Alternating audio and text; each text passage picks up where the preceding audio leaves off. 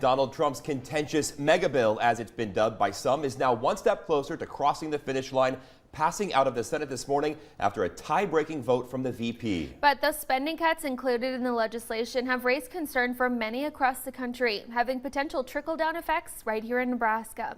1011 Sam Cobb joins us live in the newsroom and has more on how those in Lincoln are reacting to the vote.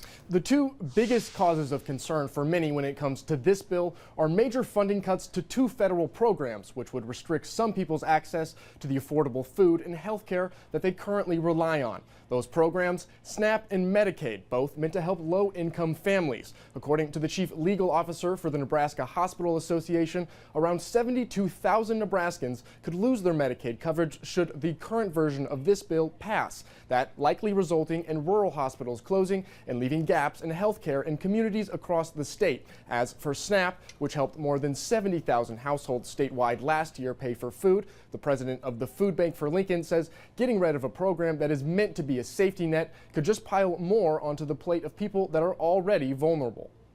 It's not just numbers on paper.